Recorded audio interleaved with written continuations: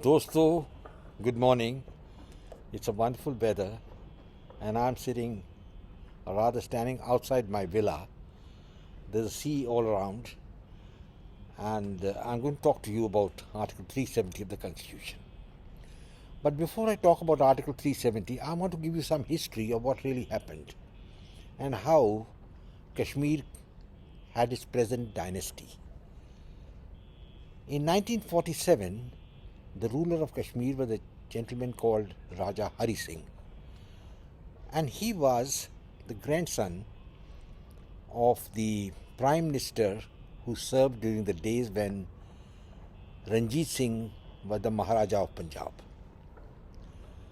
But when the first Sikh war took place in 1845 and the second Sikh war took place in 1849, this Prime Minister of Kashmir was in league with the British, and he betrayed the Sikh cause, the Sikh armies.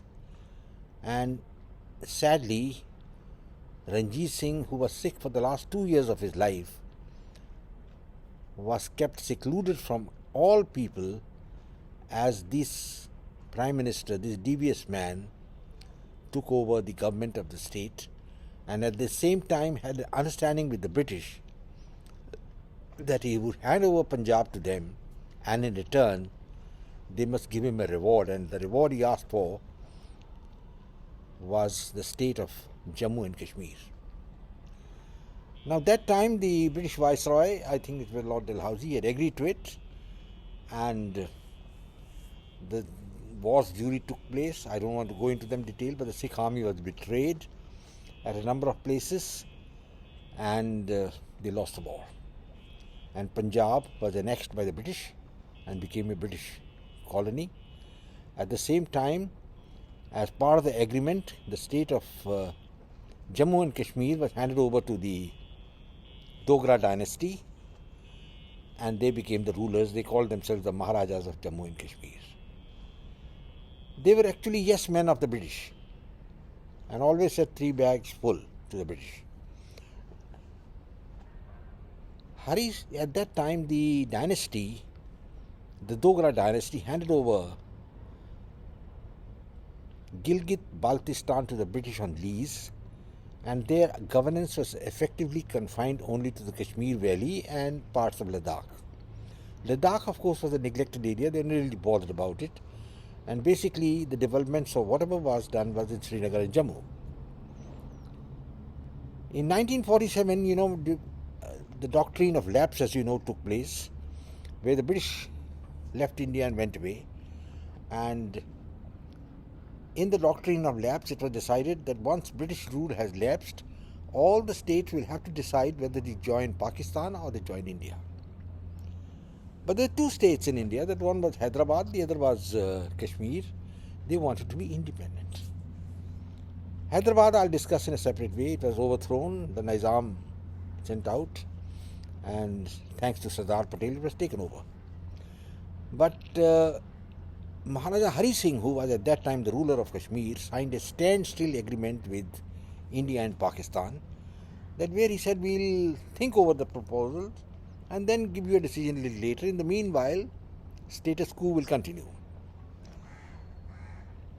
Pandit Nehru, who was the Indian Prime Minister, was a very naive person. I don't know that any other word to use for him. So this gentleman agreed, but Jammu and Kashmir.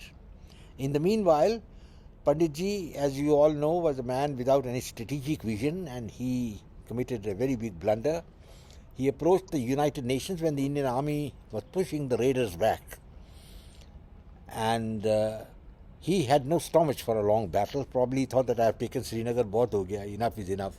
I didn't want to go forward, And his ceasefire was effected on the advice of the Security Council. A resolution was passed that there would be a plebiscite once normalcy was restored.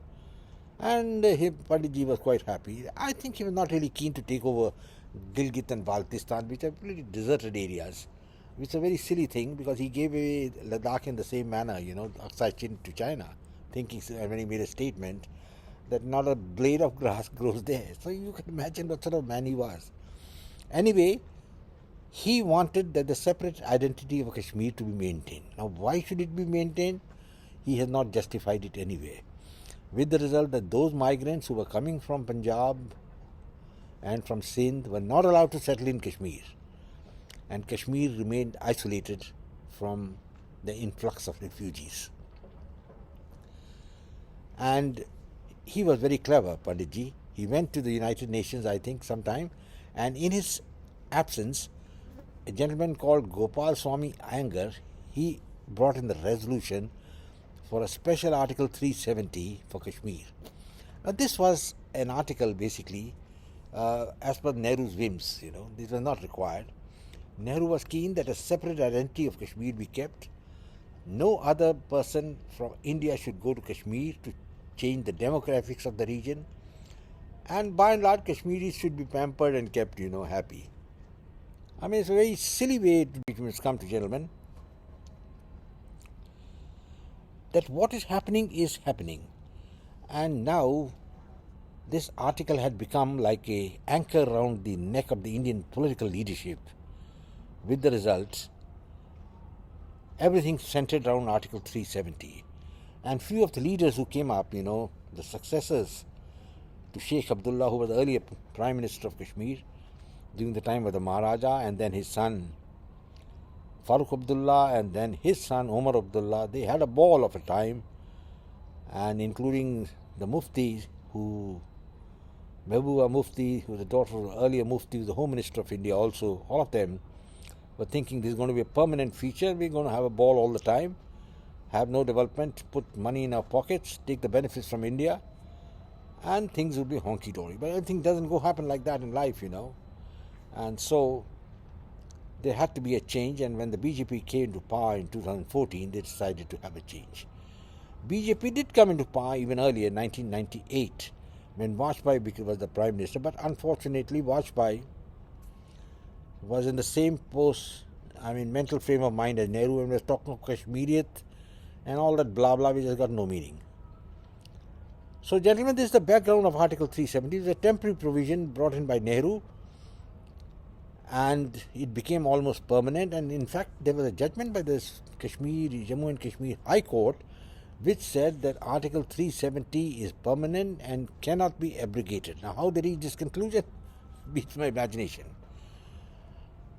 Narendra Modi and the BJP had made a promise that they would remove Article 370 from the Constitution, from the Indian state. This was part of the manifesto of the BJP, and so they took an action, and the action was abrogation of this article.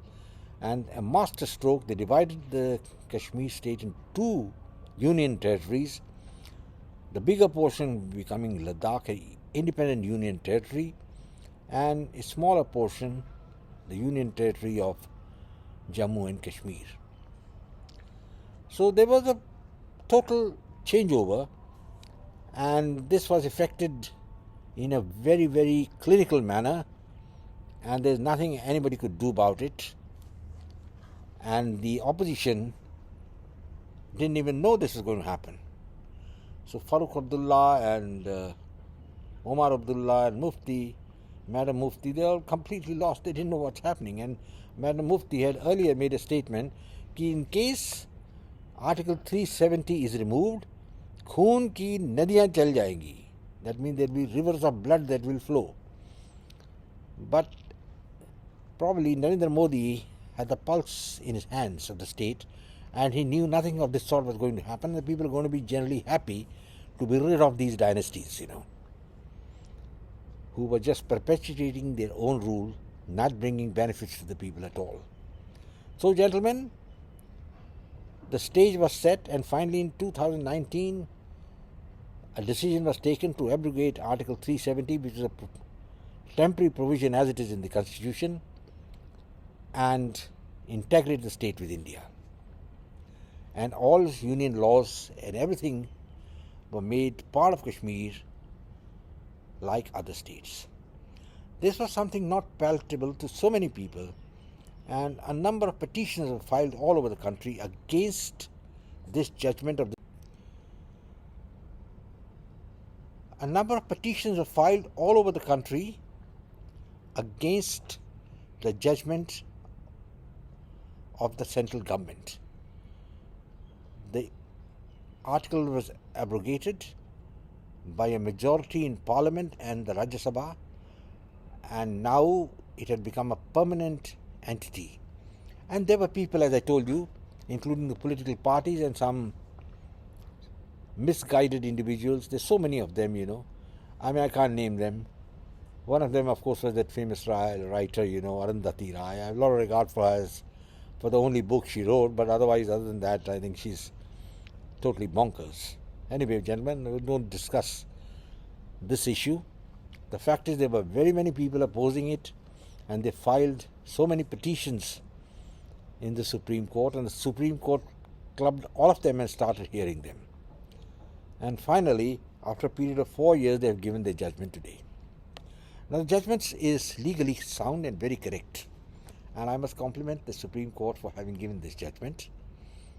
They have said that there is no inherent right of sovereignty in the Kashmir state. That's one. Number two, the government has done nothing wrong by abrogating Article 370.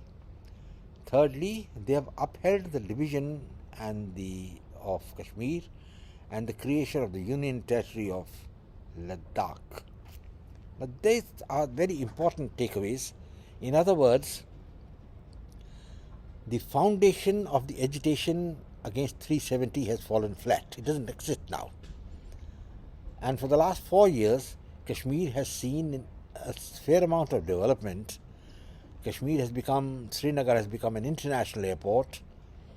The first mall is coming up there thanks to the UAE. Cinemas have opened, and overall terrorism has gone down. And if I have my figures correct, I think the largest number of tourists ever to visit the valley went this year there, because there was a semblance of normalcy. Though Pakistan has been sending some terrorists here and there to try and stoke up embers, but they've all been shot dead. There have been some attempts to bring about communal trouble also, but it hasn't worked out. All credit also should go to the Indian Armed Forces and to the security advisor, Mr. Doval, who really handled the situation well. Now, what of the future? The judgment has come, and as per my reports, Farooq Abdullah and his son are extremely unhappy about it. Well, they must be.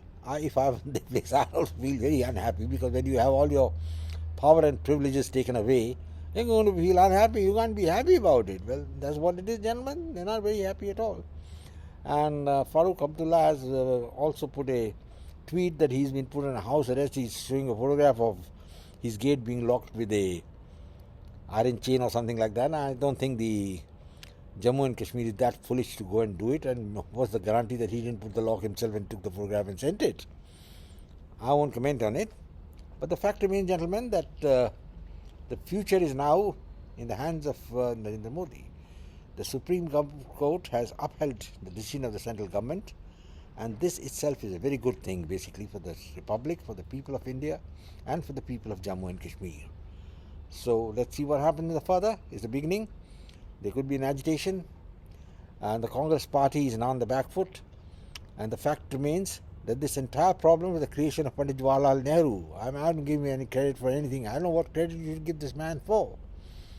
He shackled the Indian state for about 70 years with an article which gave a special status to Jammu and Kashmir. I mean, you don't do such things.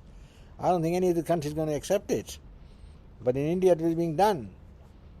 And sadly, even Vajpayee was talking about Kashmiris and all that, which is again all a lot of BS. Well, gentlemen, it's all over. Bar the shouting now.